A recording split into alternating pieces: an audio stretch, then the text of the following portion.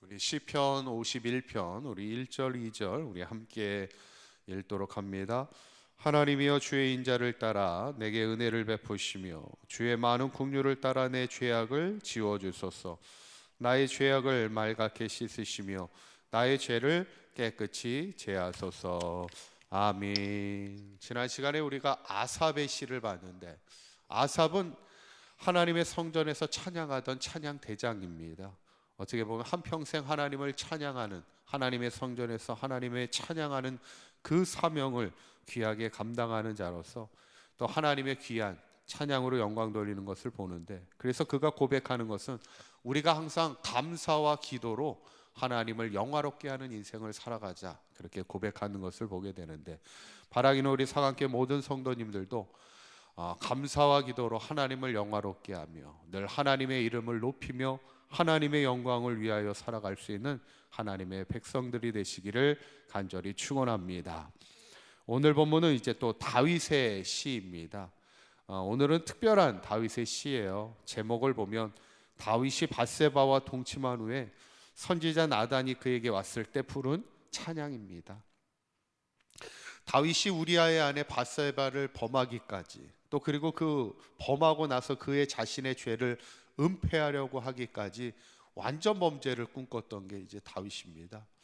그러나 하나님은 그것을 아시죠. 우리가 사람은 속일 수 있어도 하나님은 속일 수가 없는 겁니다. 결국 나단 선지자가 다윗에게 와서 책망하게 될 때 다윗이 그 앞에 무릎을 꿇고 회개하게 되는데, 그때 불렀던 찬양이라는 겁니다. 그가 크게 세 가지를 고백하고 있는데, 첫째는 내 죄악을 지워주소서, 그렇게 고백합니다. 1절에 있는 말씀 한번 다시 읽어볼까요? 시작. 하나님이여 주의 인자를 따라 내게 은혜를 베푸시며 주의 많은 긍휼을 따라 내 죄악을 치워주소서, 그렇게 얘기합니다. 자신의 죄를 용서해달라는 얘기죠. 특별히 그 용서를 주의 많은 무엇을 따라 용서해달라는 거예요? 긍휼을 따라 용서해달라는 거예요. 이 긍휼이라는 단어가 참 중요한데, 긍휼이 뭐예요? 누군가를, 죄 지은 자를 불쌍히 여기고 가엾게 여기는 마음입니다. 여러분들에게는 누가 이렇게 잘못을 했을 때 이렇게 용서를 해주시잖아요. 근데 용서가 잘 안 될 때가 있잖아요. 너무 괘씸하거나 너무 믿거나 너무 막 상처가 크면 용서가 안 될 때가 있어요. 용서가 안 될 때는 어떻게 하십니까? 우리가 그리스도인으로서 제일 큰 사랑은 용서입니다. 어떻게 보면은.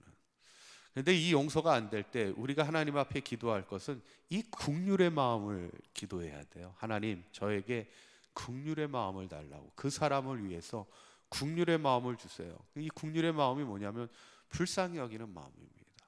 그 사람을 가엾게 여기는 마음이에요.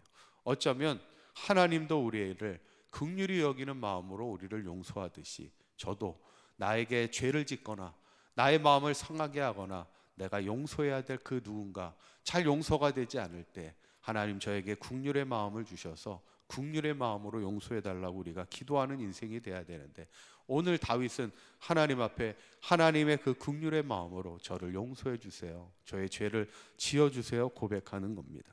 두 번째는 나를 정결하게 하소서 고백해요. 7절에 있는 말씀 한번 읽어볼까요? 시작. 우슬초로 나를 정결하게 하소서. 내가 정하리이다. 나의 죄를 씻어주소서. 내가 눈보다 희리이다. 이렇게 고백합니다. 특별히 뭐로 나를 정결하게 해달라고 그래요? 우슬초로.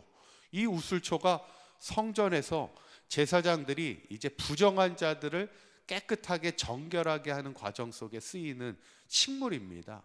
저도 뭐 직접 보지는 못했지만 이 우슬초 이렇게 이파리를 가져다가 물에 이렇게 적시거나 피에 이렇게 적셔가지고 정결하게 해야 될 사람에게 이렇게 뿌리는 거예요. 그 식물을 가지고. 그래가지고 그 사람을 정결하게 하는 과정인데, 누구보다 그 정결의 과정을 알고 있는 다윗이기 때문에 나를, 죄를 씻어 주셔서 정결하게 해달라는 거예요. 왜냐하면 우리가 하나님 앞에 부정한 자로는 하나님 앞에 설 수가 없잖아요. 그래서 내가 비록 죄를 지었지만 하나님 저의 죄를 용서해 주셔서 다시 정결하게 하나님 앞에 설 수 있는 인생이 되게 해달라고 기도하는데, 이제 마지막 가장 중요한 기도는 세 번째 기도입니다. 정직한 영을 새롭게 해달라는 기도입니다. 한번 10절에 있는 말씀, 10절에 있는 말씀 한번 읽어볼까요? 시작. 하나님이여 내 속에 정한 마음을 창조하시고 내 안에 정직한 영을 새롭게 하소서. 그래요. 정직한 영이 뭡니까? 성령이잖아요. 어떻게 보면 다윗이 우리아의 아내 밧세바를 범하기까지 그 안에 어떤 영이 있었던 거예요? 정직한 영이 아니라 거짓의 영이잖아요. 그를 다른 말로 교모하게 속이고 또 교묘하게 사람을 죽이는 살인교사를 저지르는 것, 그 안에 뭐가 역사하고 있습니까? 거짓의 영이 역사하고 있었던 거잖아요. 아니 그렇게 위대한 신앙의 다윗도 어떤 한순간에 이 정욕에 사로잡히는 그 순간에 거짓의 영이 그 삶을 완전히 지배하게 되는 것을 보게 될 때 그는 자신의 죄 앞에 내 안에 다시 정직한 영을 회복시켜 달라고 기도하면서 가장 중요한 기도가 11절의 기도입니다. 11절 한번 읽어봅니다. 시작. 나를 주 앞에서 쫓아내지 마시며 주의 성령을 내게서 거두지 마소서. 기도합니다. 성령이 떠나지 않기를 기도합니다. 하나님이 내 인생 가운데 떠나지 않기를 기도하고 있어요.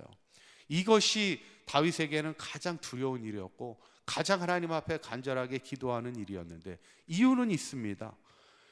다윗은 누구보다 잘 알고 있어요. 성령이 떠난 인생이 어떤지, 하나님이 떠난 인생이 얼마나 비참한 인생인지를 누구를 보고 알았죠? 다윗에게 사울이었잖아요. 사울이 처음에는 사울 왕이 하나님의 왕으로 기름 부음 받을 때는 누구보다 겸손한 성령의 사람이었지만 사울이 어느 순간 성령이 떠나기 시작하고 그러면서부터 다윗을 그렇게 미워하고 그렇게 시기하고 자기를 그렇게 죽이고자 했던 게 사울의 인생이었고 또 사울의 말년의 인생을 누구보다 잘 알잖아요. 사울의 말년의 인생, 성령이 떠난 인생이 항상 번뇌가 가득하고 괴로움이 가득한 인생을 살아가더라는 거예요. 결국 하나님을 떠난 인생, 하나님이 그를 버리시는 것을 다윗은 누구보다 그것을 잘 알고 있었기 때문에 지금 자신의 죄 앞에 하나님 앞에 마지막 간절히 회개의 기도를 드리고 정결의 기도를 드리면서 하나님 나에게 성령이 떠나지 않는 인생이 되게 해달라고 간절하게 하나님을 떠난 인생, 하나님의 버림받는 인생이 되지 않기를 기도하는 오늘 다윗의 기도를 보면서 어쩌면 우리도 인생을 살다 보면 죄를 지을 수 있죠. 누군가를 미워하고 거짓의 영에 휩싸일 때도 있을 수 있다는 거예요. 중요한 것은 우리가 오늘 다윗의 기도처럼 회개의 기도를 반드시 드려야 되고 정결의 기도를 드려야 되고 반드시 내 안에 성령이 떠나지 않는 인생이 되기를 위해서 하나님 앞에 간절하게 기도할 때 우리가 어떤 상황 속에서도 항상 회개의 삶, 회복의 삶을 통하여 우리의 삶이 늘 성령 안에 하나님이 떠나시지 않는 하나님 안에 거하는 인생으로 늘 승리하며 살아갈 수 있기를 주님의 이름으로 간절히 축원합니다. 기도하겠습니다. 고맙고 감사하신 하나님, 오늘 다윗이 밧세바를 범한 이후에 하나님 앞에 눈물로 회개의 기도를 드림을 보게 됩니다. 우리도 행여 하나님 앞에 사람 앞에 범죄할 때 이 회개의 기도와 정결의 기도를 드리게 하시고 무엇보다 우리 안에 성령이 떠나지 않도록 정직한 영으로 우리를 회복시켜 달라고 새롭게 해달라고 기도할 수 있는 우리의 삶이 되게 하여 주셔서 날마다 우리의 삶이 하나님 안의 인생이 되게 하시고 성령으로 충만한 인생이 되게 하여 주셔서 날마다 성령 안에 거하는 온전한 삶이 되게 하여 주시옵소서. 오늘 거룩한 주일입니다. 우리 사랑하는 사랑교회 모든 성도들 주의 전에 나와 하나님 앞에 감사와 기도로 하나님 앞에 예배하며 영광 돌리는 귀하고 복된 하루가 되게 하여 주시고 오늘도 하나님 문을 여시사 주의 성령으로 충만하게 임하게 하시는 복된 하루의 삶이 되도록 인도하여 주시옵소서. 우리 주 예수 그리스도의 이름으로 기도하옵나이다.